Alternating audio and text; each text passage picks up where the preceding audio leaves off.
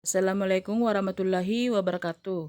Masih bersama dengan Bunda Yuli, kita akan belajar IPA, ilmu pengetahuan alam dengan konsep sistem gerak pada manusia. Materi hari ini merupakan subkonsep dari bab 1, yaitu gerak benda dan makhluk hidup di lingkungan sekitar. Adapun kompetensi dasar yang ingin kita capai yaitu menganalisis gerak pada makhluk hidup, sistem gerak pada manusia, dan upaya menjaga kesehatan sistem gerak. Tujuan pembelajaran yang ingin kita capai untuk hari ini ada dua. Yang pertama, menganalisis struktur dan fungsi rangka, menganalisis struktur dan fungsi sendi. Materi sistem gerak pada manusia ada tiga. Yang pertama, rangka, kemudian sendi, yang ketiga, otot. Untuk hari ini kita fokus pada materi hanya rangka dengan sendi, untuk otot pada pertemuan berikutnya. Rangka.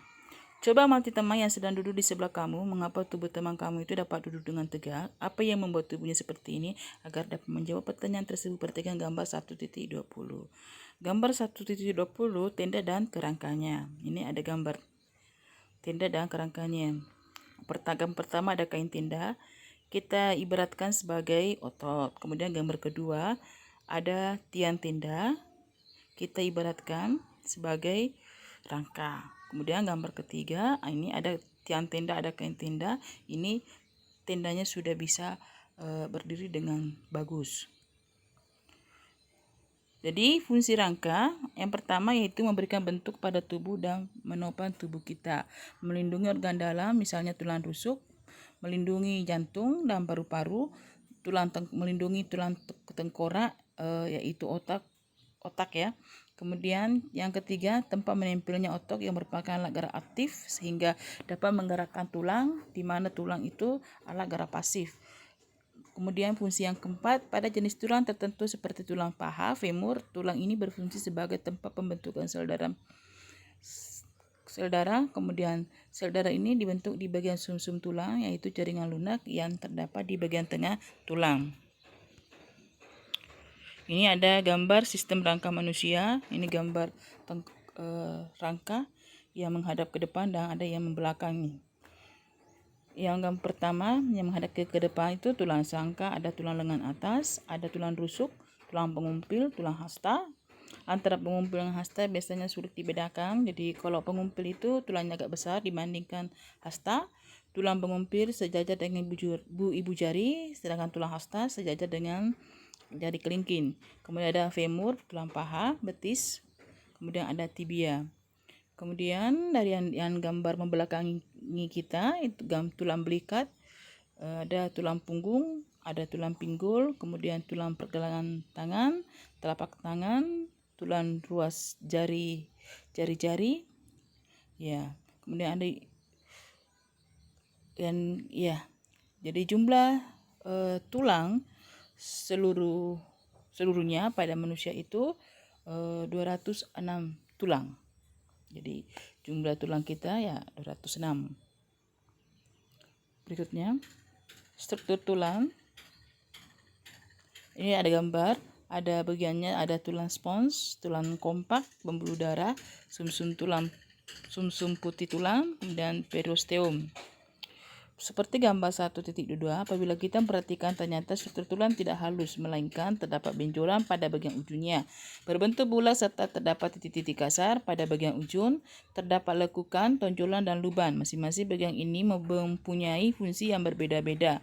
Lekukan dan tonjolan berfungsi sebagai tempat menempelnya otot, luban berfungsi sebagai tempat keluarnya masuk pembuluh darah dan saraf. Yang pertama, periosteum merupakan suatu membran yang menempel dengan kuat sehingga dapat menutupi permukaan tulang. Periosteum berfungsi untuk melekatnya otot. Pembuluh darah berfungsi membawa sak makanan ke dalam tulang. Tulang kompak atau tulang keras, yaitu lapisan tulang yang keras dan kuat, di mana tulang kompak mengandung sel-sel tulang, pembuluh darah, zat kapur, dan fosfor, serta serabut elastis. Kerasnya tulang ini disebabkan karena adanya zat kapur dan fosfor pada tulang. Kemudian serabut elastis berfungsi mempertahankan tulang agar tetap kuat, tidak mudah rapuh atau patah.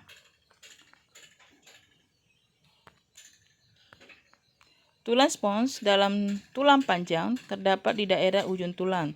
Tulang spons mempunyai banyak ruang-ruang kecil terbuka yang membuat tulang menjadi ringan. Saluran yang terdapat di tengah tulang panjang dan diisi oleh jaringan berlemak yang disebut dengan sumsum. Sumsum merah berada di tulang panjang bagian ujung di antara tulang spons dan menghasilkan sel darah merah dan sel darah putih. Sumsum kuning berada di tulang panjang bagian tengah dan sebagian besar berisi lemak. Ujung tulang panjang ditutup dengan satu lapisan jaringan tebal, lunak dan lentur yang disebut dengan tulang rawan atau kartilago. Tulang rawan tersusun atas sel-sel yang dikelilingi oleh matriks protein yang dihasilkan oleh sel-sel tersebut.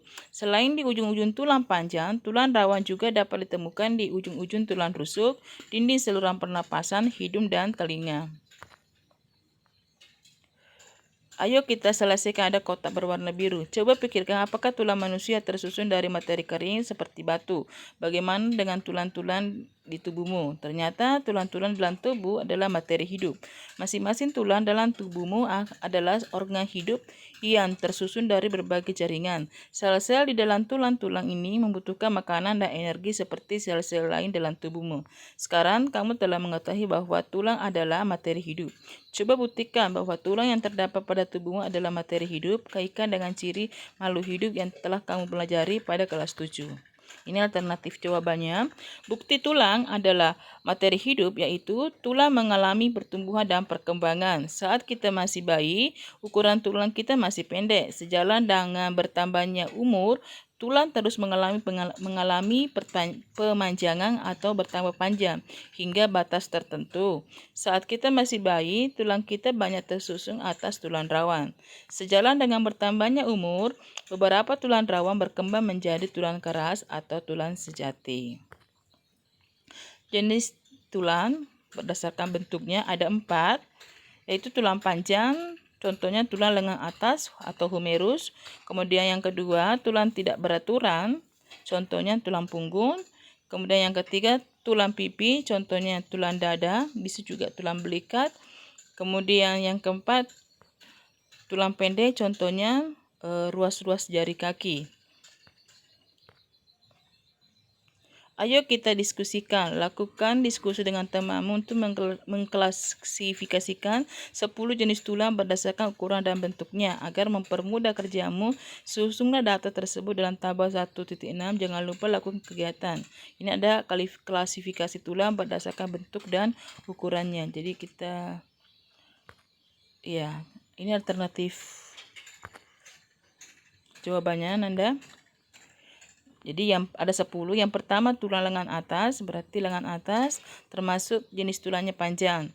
Tulang pengumpil juga panjang, tulang hasta juga panjang, tulang betis, tulang kering panjang. Kemudian tulang ruas jari pendek, tulang tengkorak pipi, tulang rusuk pipi, tulang belikat pipi, tulang punggung itu tulang tak beraturan. Perkembangan tulang.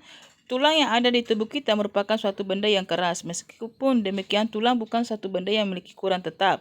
Beberapa bulan sebelum kamu dilahirkan, tulang kamu tersusun dari kartilago atau tulang rawan. Secara bertahap, tulang rawan akan berkembang menjadi tulang keras. Akan tetapi, pada perkembangannya tidak semua tulang rawan pada tubuh manusia menjadi tulang keras. Misalnya daun telinga. Daun telinga itu bisa kita lipat. Itu contoh tulang rawan. Nih, misalnya daun telinga dapat dilipat karena tulang yang terdapat pada daun telinga itu tulang rawan. Dapatkah kamu menyebutkan contoh tulang rawan lainnya, yaitu tulang hidung ataupun tulang rawan penyusun persendian adalah contoh tulang rawan.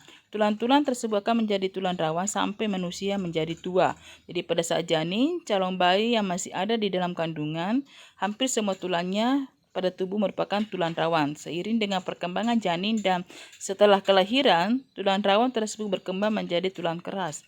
Proses pengubahan tulang rawan menjadi tulang keras disebut dengan penulangan atau osifikasi. Agar kamu dapat memahami proses osifikasi dengan baik, perhatikan gambar 1.24. Ini ada gambar 1.24 proses osifikasi tulang. Jadi yang pertama, tulang rawan bentuknya mirip dengan tulang dewasa, memiliki rongga yang berisi osteoblast atau sel-sel pembentuk tulang. Osteoblast akan membentuk osteosit atau sel-sel tulang dan kemudian meluas ke seluruh arah sesuai dengan pertumbuhan tulang rawan.